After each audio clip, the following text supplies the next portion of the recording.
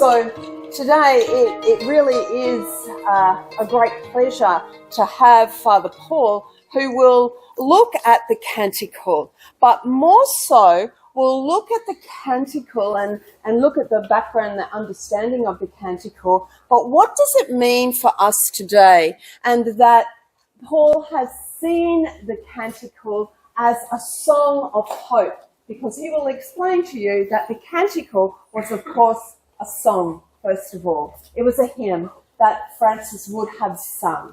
So thank you, Paul, for sharing again today. That will be really lovely of it. And we invite you to unpack this incredible, beautiful hymn, the Canticle of the Creatures. Thank you very much, Alison. And I must thank your principal, John, who came all the way up to Padua College to hear me speak in this matter some weeks ago. And he asked if I were able to share a few of the reflections here today. I'm very happy to be here at Assisi College. And we're going to just begin, before I say anything really, with the actual canticle itself. So I said it was, when it was written, it was meant to be sung. Francis instructed his friars to go out and to sing it. He was at the time after he'd written. So we're going to listen to it in song. And the words in English, they weren't written in English, but they're translated into English. The words just as they are, just as they were written.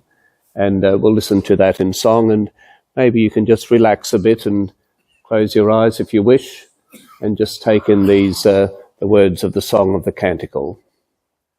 Most High, all-powerful good Lord, yours are the praises, the glory, the honor, and all blessing.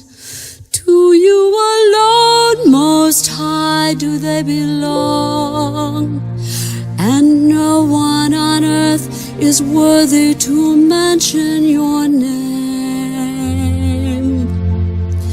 Praise be you, my Lord, for all your creatures,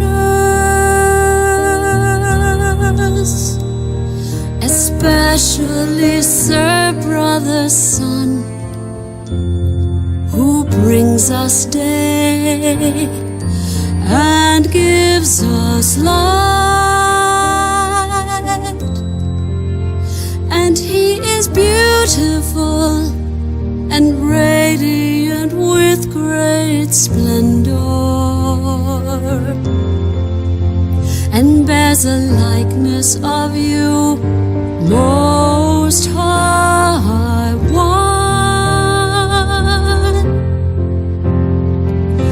Praise be you, my Lord, through Sister Moon and the stars in heaven you formed them, clear and bright and fair. Praise be you, O Lord, for Brother Wind, for air and cloud and every kind of weather, by which you nourish all that you have made. Praise be you, my Lord, through Sister Water, which is very useful and humble and precious and pure. Praise be you, my Lord, through Brother Fire, through whom you light the night. How beautiful is he, and playful and merry and strong. Praise be you, my Lord, through Sister Mother Earth, who sustains and governs us. and produces fruits with colored flowers and herbs. Praise be you, my Lord, for those who give pardon for your love and bear infirmity and tribulation. Blessed are those who endure in peace, for by you most high they shall be crowned. Praise be you, my Lord, for our sister bodily death, for whom no one living can escape. Woe to those who die in mortal sin. Blessed are those whom death will find in your most holy will, for the second death shall do them no harm. Praise be you, my Lord, and give thanks. Praise be you, O Lord, and give thanks, and serve in greatest humility.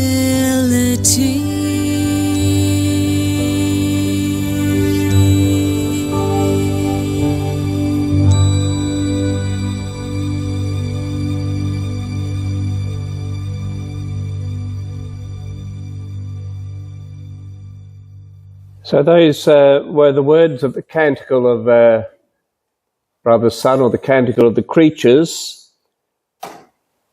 written by Francis, or composed by Francis, probably historical. I just want to say a little bit about the history of the Canticle. It was round about the northern spring of 1225, so the northern spring round about April or May in the year 1225. The first known witness we have in a manuscript, a witness to the Canticle, comes some 20 years after Thomas of Celano was writing. So as I mentioned, Thomas of Celano's Life of St Francis was finally composed about 1228. So around about 1248, there was a manuscript witness to the actual Canticle. This manuscript does exist today. It's kept. Many of you here been to Assisi? Many of you been to Assisi? If you go into the Basilica of San Francesco, the Basilica of St Francis in Assisi, it's not always on display, but sometimes it is on display. A copy of it is the actual manuscript of 1228, and that's a photograph of it there on that particular slide. It's called Manuscript 338, a very technical name for a beautiful poem, but that's what it's known as, Manuscript 338. And the Canticle itself is introduced as you're looking at it. If you look to the left, the first column on the left, just a little way down, you'll see some red print. Okay, some red print. Can you see that there, the red print?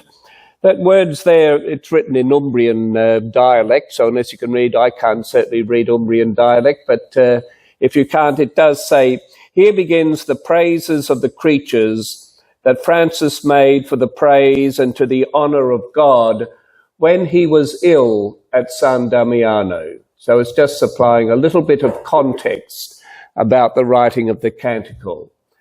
And then you'll notice that there is a bit of a space, some couple of spaces underneath that red print. And it is said that these actually were ruled lines above and below, above the first verse. They were left free for melody, okay, for notes, for melody, because this canticle was actually to be sung, and therefore it would include some musical notes as well. So that is manuscript 338. It wasn't the first reference about St Francis's love for creation. That actually comes about in Thomas of Celano. As I said, in 1226, Thomas of Celano's life of St Francis, and he wrote a chapter 29, which is entitled "The Love that Francis Had Towards All Creatures for the Sake of the Creator, and the description of these aspects of his person." And I won't read the whole chapter, obviously, but just to read part of it, it says, "Who could ever express the deep affection that Francis bore for all things that belong to God," so for all things of creation, "or who would be able to tell of the sweet tenderness that he enjoyed while contemplating in creatures the wisdom, power, and goodness of the Creator?" Note the word there again, we used it earlier, while contemplating, okay, stopping and paying attention to the creatures of the world.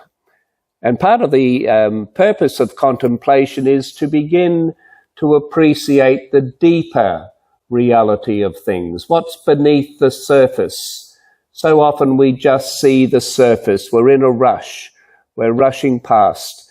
We just see the surface and we don't notice the beauty. Gerard Manley Hopkins, the great poet, the beauty hidden deep down things, the beauty that is hidden deep down things. So this is Francis contemplating in creatures the wisdom, power, and goodness of the Creator. This is the Creator, the wise one, the powerful one, the good one.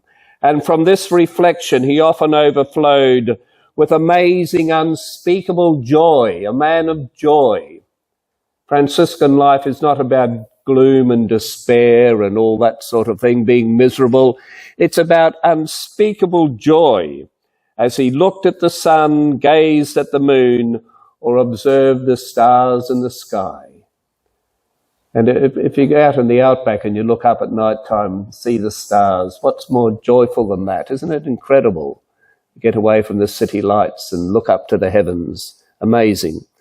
And I imagine every night when he lived, the sky was like that. It must have been amazing, really. But he was able to see it and to see the beauty, to see the greatness and the power and the generosity of God. God was, when God created, God wasn't a stingy creator. Created magnificently.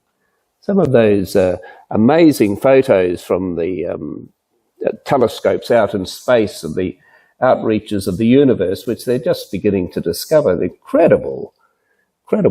The colours and the whole explosion of life. Amazing. God was certainly a generous creator. So that's all that Thomas, in his first life anyway, that's all he mentions. He doesn't actually specifically mention the canticle, but it is implicitly situated in its origins anyway, in the joy that St Francis felt in contemplating creation.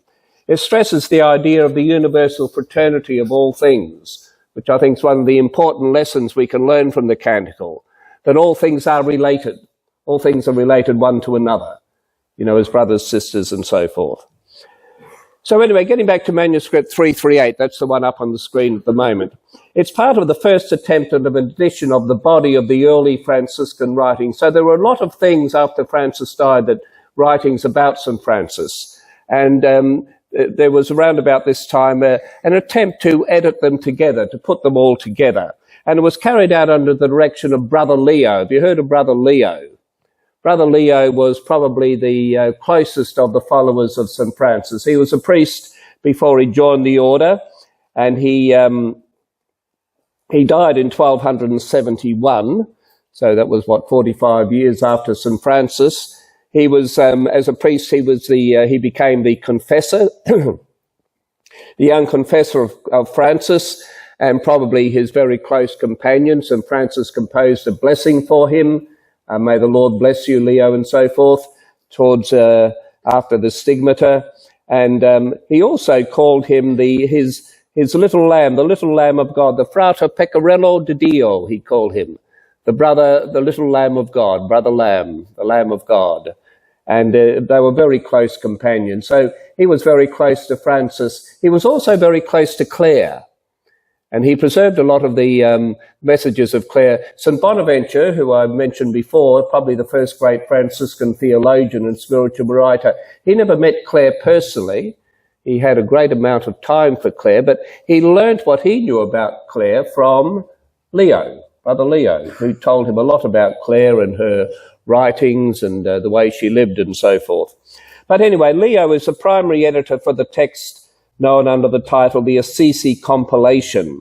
And that's a work which you can find in these sources. I think it's actually in volume 2 of this, the documents, the early documents of the Franciscan order. This is called The Founder, The Assisi Compilation, which was probably, the editor would have been Leo and some of his early companions. But Leo gives two accounts of the writing of the Canticle. And these accounts, I think, provide the context for the writing of the Canticle. And we find one mention of it, one of the two accounts, in a short mention of the Canticle in number 8, section 88 of the Assisi compilation. Just in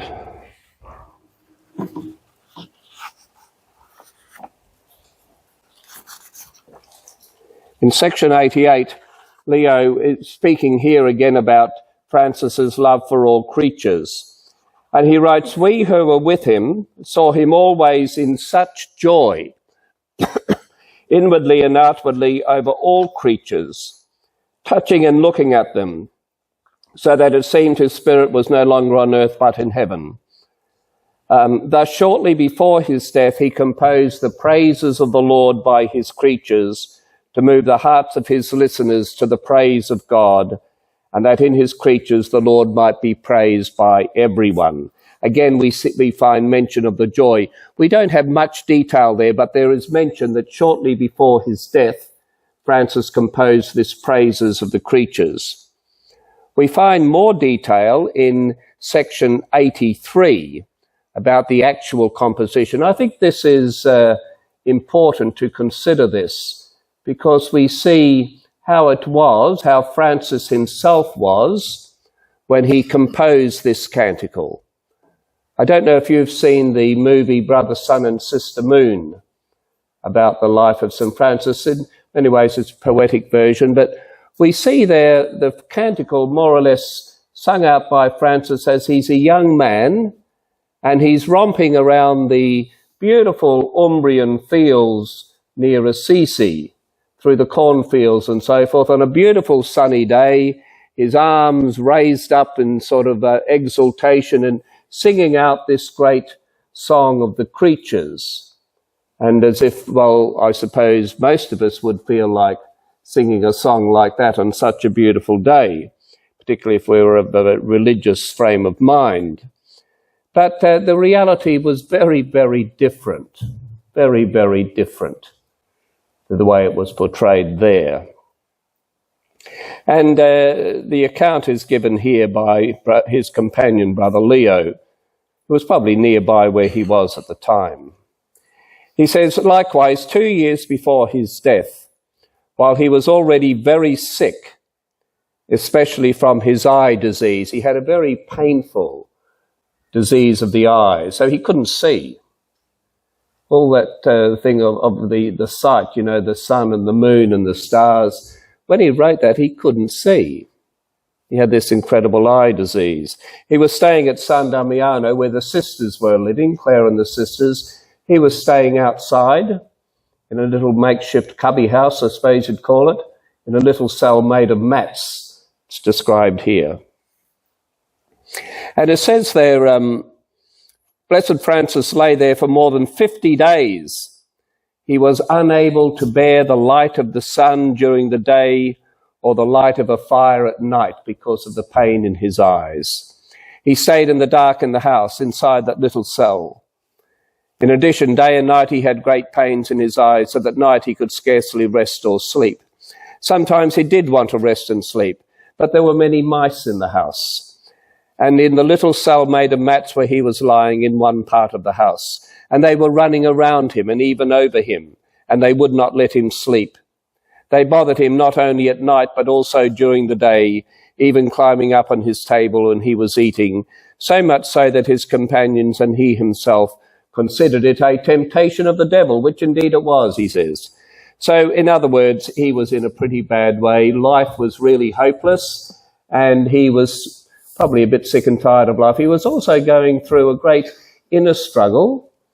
His order was starting to go in a different direction to which he wanted, and he was thinking, have I failed?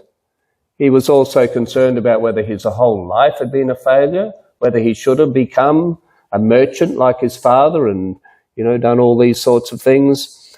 And in other words, he was really down in the dumps. And during that particular night, during this night that they write about, he went through what some mystical and spiritual writers call a dark night of the soul. And maybe some of you have gone through that yourself, when you really feel the whole world is against you. How am I ever going to get out of this? We hear that, during the COVID lockdowns, young people suffering from anxiety and terrible nights where they couldn't sleep and so forth. So Francis, with all this bodily, physical, emotional, spiritual pain going through this, and he had this experience of God, in which God reminded him that God is always faithful, and reminded him of those moments when he had experienced and seen and witnessed to the beauty of all God's creation, the beauty of people who had touched his heart and filled his life with love, reminded him of that and promised him that he would always remain faithful. And Francis was able to overcome that terrible feeling of negativity about himself and his world. And the next day he arose, and instead of succumbing to depression, he wrote what we know as the magnificent praise of God through all of his creatures. A man coming to terms very much with his own physical illnesses, with his limitations, with his restrictions, with his sense of being a failure, in the light and trusting in God and God's faithful love, and rising through that to write a poem which became probably one of the greatest poems of Italian literature. So basically, what we find in the Assisi compilation, in which I find a very proper account of the context of his actual suffering, what we find here is that what we see is emerging from the depths of woundedness, emerging from the depths of brokenness within the life of Francis. This poem which we've just listened to is a poem which testifies basically to a beauty that is able to transform broken hearts. And we should also remember that St Francis composed this canticle at San Damiano. And it was at San Damiano where Francis, while he was undergoing his period of conversion, used to come. It was a run-down old church, and he used to come and he prayed before this crucifix, what we call the crucifix of San Damiano. This is where Claire and the sisters had finally settled, and they used to pray for it. But before they came there, Francis himself prayed in front of this crucifix. And if you look carefully at that crucifix, it's not a crucifix that simply presents a suffering Christ.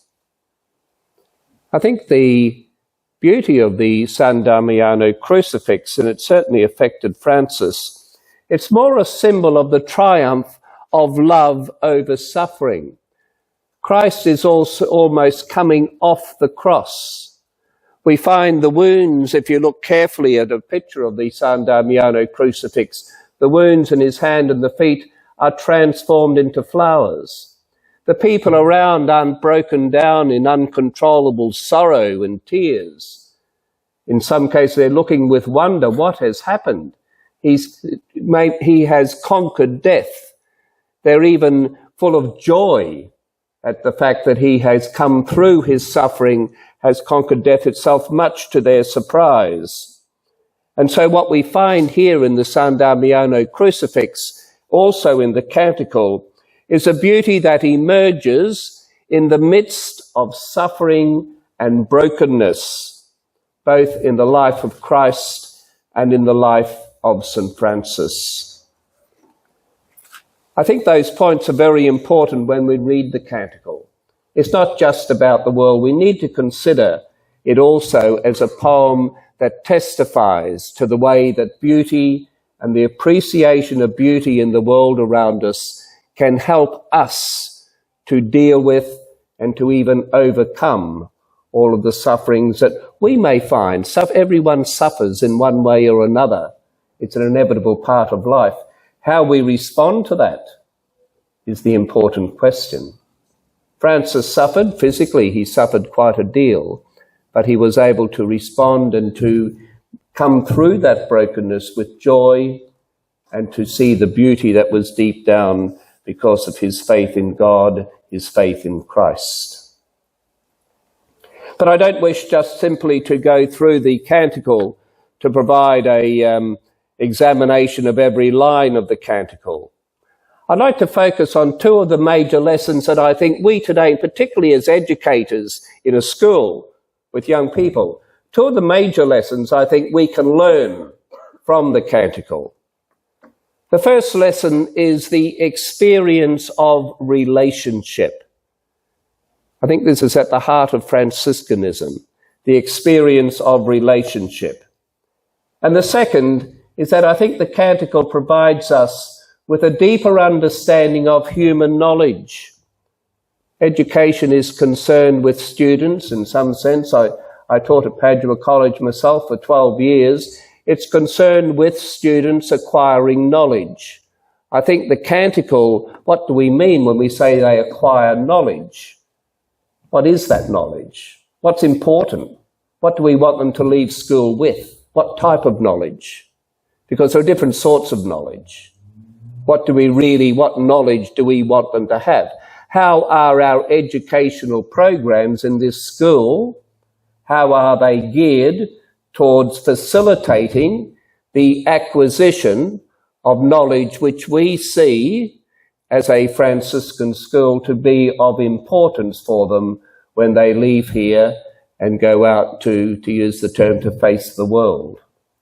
So I think that's also, we can learn something. We can't learn everything, but I think we can learn some important lessons from the Canticle.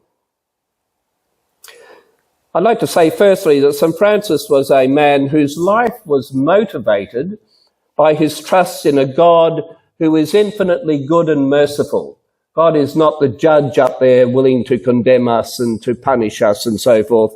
He is infinitely good and merciful. A God whose goodness has been so generously poured out in the act of creation. God didn't have to create. God didn't have to create in order to be happy or that he wouldn't be lonely. God doesn't need in that sense. He's not needy like we are. That's why he's God. So God didn't have to create, but God creates, and as I said before, he created in generosity. He wasn't a stingy creator. I remember going to Warsaw soon after the fall of the Soviet Union. And if you want to see, how taking beauty away from people, the first thing that struck me, that you could get into the country because the communists had fallen, but they hadn't had time to reconstruct. And when you come into Warsaw, all of the buildings in the centre were the same. Drab, grey, no beauty in them, just concrete towers and the rest of it. The main reason, we found out, was the communists did not want people to start to think for themselves, which artists and people who rejoice in beauty start to think for themselves, be creative. They didn't want any creative people. So you just make things drab, monotone, all the same. And people then soon start to live like that, and they never question anything. And so you just have the one person in charge, and that's the way it operated. It's hopefully, I believe it has changed since then. But that's how it affects people. So we need to be able to, I think, to understand the importance of real, genuine sort of relationships. So Francis was a man whose life was motivated by his trust in God, his goodness generously poured out. And then his faith formed the grounding for his intense awareness of the essential relatedness of everything that exists. Everything is interrelated. I'm not a scientist, I was a history teacher. I still love history. I believe it's not as prominent in schools as it used to be, which is a shame, I think. I like Pope John the 23rd, his speech at the opening of the Vatican Council, and I think he said words which I believe are very true. History is a teacher of life, and we neglect our history to our own detriment. So I think those words are very good, very true, but that's an historian speaking there, so some of you may like to disagree. You're welcome, but I believe them anyway. So so how did I get? Yes, so Francis, the essential relatedness of all that exists. And don't forget, I believe, I'm not, as I said, I'm an historian, that's right, and later I did philosophy, but not a scientist very much. But I believe that quantum physics teaches that physically everything's interrelated. We used to get the stories of the butterfly fluttering its wings in India and a storm happening in the country on the other side of the world because everything was affected, everything was related to everything else scientifically. Francis wouldn't have had a clue about science. He didn't know anything about it, but he just had that sense that everything is interrelated. Everything's interrelated. And through the canticle, if you notice the words of the canticle, Francis doesn't say sun and moon and water and all the rest of it.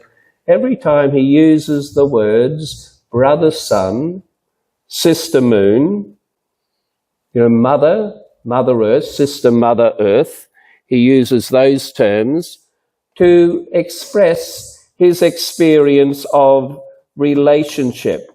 He speaks of the natural world with words that denote familiarity, relationship. These are the words that he uses. So in other words, we do not exist apart from, but in mutual relationship with the non-human creation. St Bonaventure, whom I mentioned earlier, speaks of every created reality as a verbum Dei, a word of God. Everything can speak to us the word of God. So what might be the implications of this if everything is interrelated? We might focus on the words that are up there that Francis uses when he speaks of the earth as our sister and mother. He says, "Praise be you, my Lord, through our sister Mother Earth," and note what he says, "who sustains and governs us." Not that we sustain and govern the earth.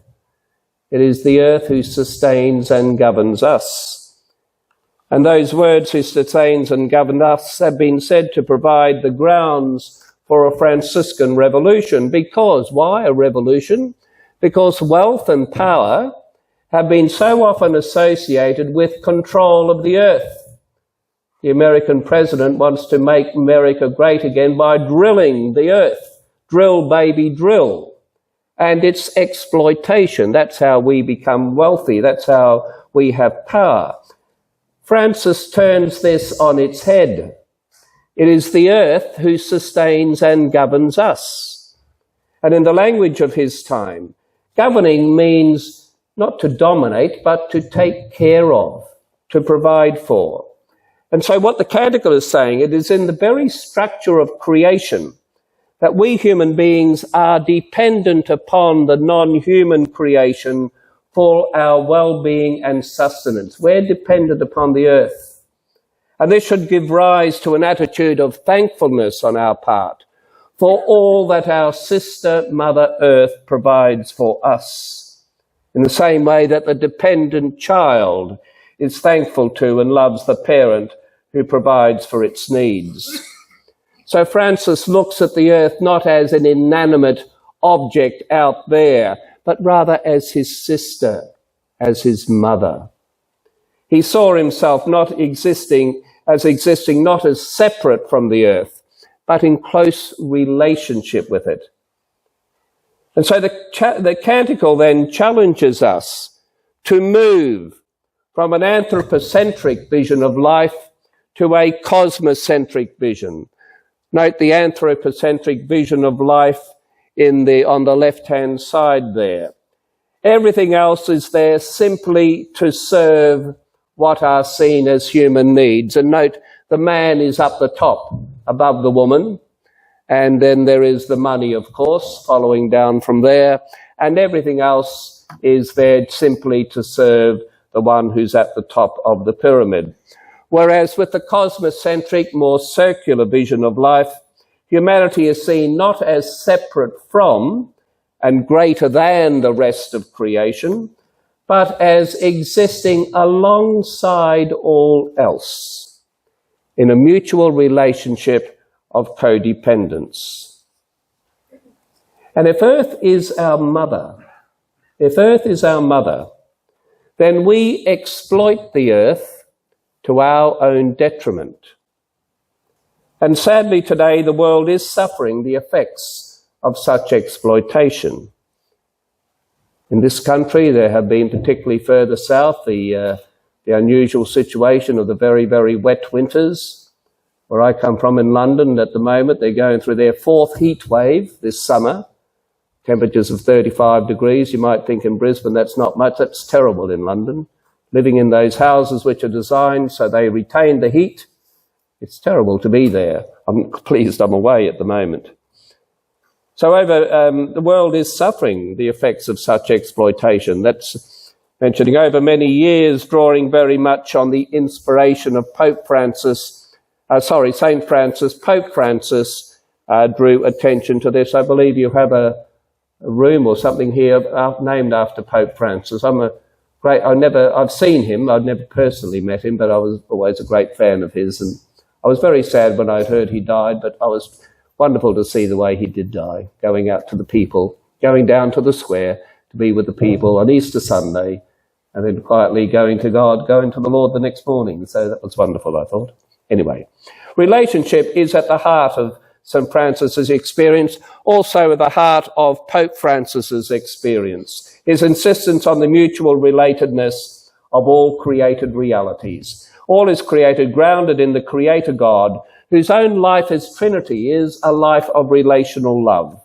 And all that God has created consequently reflects this relational nature. All exists in relationship.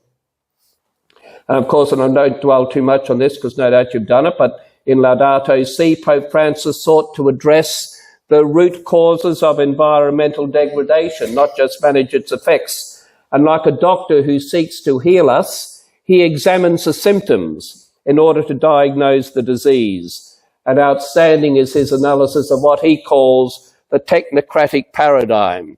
And he said this technocratic paradigm tends to dominate economic and political life. It promotes the idea that we humans, through the use of technology, gain control. Note those words, gain control over. Not that we exist in a harmonious relationship with, but gain control over the rest of the world out there, the anonymous world, which is viewed as something formless, completely open to manipulation. And I believe that this is an extremely important matter in today's world, because the attitude revealed in the adoption of the technocratic paradigm is the attitude of what we could term disengagement. Disengagement, sadly, is happening. I believe it is happening in our world. People are becoming disengaged from each other. Disengagement is the opposite of engagement or entering into relationship. Disengagement views the human person as the investigator, observing the environment from a completely detached point of view. A temptation in an age that, as Pope Francis said, seems at times to worship before the altar of scientific materialism. But if disengagement becomes the model for human interaction with the world, it becomes destructive. Because disengagement, this is the worst thing about disengagement, it objectifies the other. The other is made object. Whether the other be the natural world, the animal world, or other human beings, the other becomes object rather than subject. And this is the attitude which allowed for the atrocities of the Nazi concentration camps and other such atrocities. It was manifested early this year in a proposal by President Trump to redevelop the war-torn Gaza Strip into the Riviera of the Middle East, with the forced displacement of approximately 2 million Palestinian people into neighbouring lands. Human beings are treated as objects to be exploited for reasons of financial profits. But opposed to disengagement, says Pope Francis, is the language of relationship.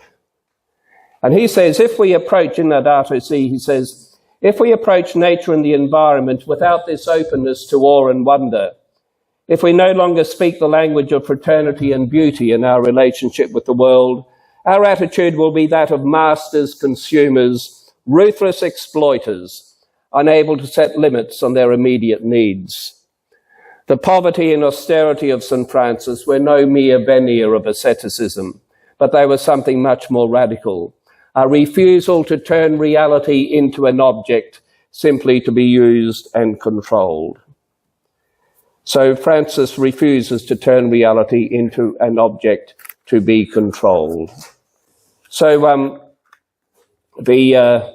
think that I'll just go very quickly into the second is the understanding of knowledge. And St Bonaventure teaches us, he says that we gain knowledge. There are three forms of gaining knowledge. There is intellectual knowledge, which is scientia. He uses the term scientia. There is wisdom, which we gain, the knowledge we gain through wisdom, sapientia. And he says the ultimate form of knowledge is love, when we know through loving, when we know through loving. And that is the ultimate and the highest form of knowledge. I think this applies to when we come to areas today. We don't really, just to mention these before we finish, in terms of AI and the growth of AI. Interestingly, the church is very concerned with the whole question of the use of AI and its prominent place within the world, because it includes our relationship with all that is created.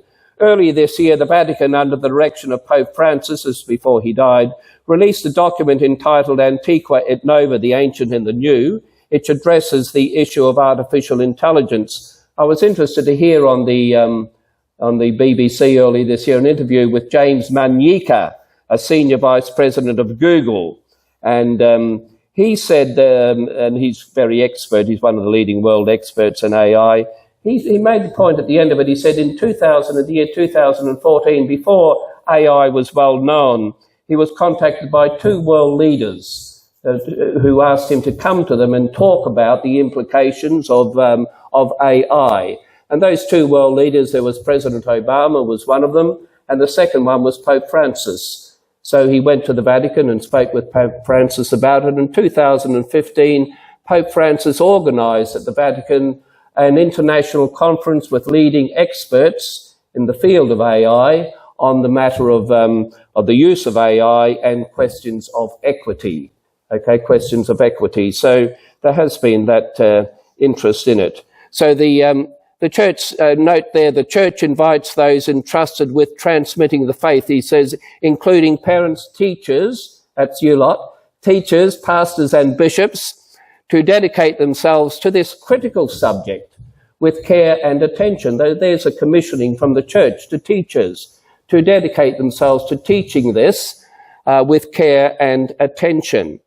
And Pope Francis was asked early this year, he couldn't go because of ill health, to speak to Davos, you know, the World Forum on World Economic Forum, but his Secretary of State, Cardinal Parolin, read his speech, which he wrote, and those points he wrote there is, with all other human activity, AI must be ordered to the human person, become part of efforts to achieve greater justice, more extensive fraternity, a more humane order of social relations. So these are questions you need to ask when you're teaching AI to your students. Is the purpose, the way you're teaching it, is it promoting greater justice, more extensive fraternity? Progress marked by the dawn of AI calls for a rediscovery of the importance of community, the common good, and a renewed commitment to care for the common home entrusted to us by God. I've kept you far too late. I'm sorry about that. But anyway, I'll finish there. Thank you very much.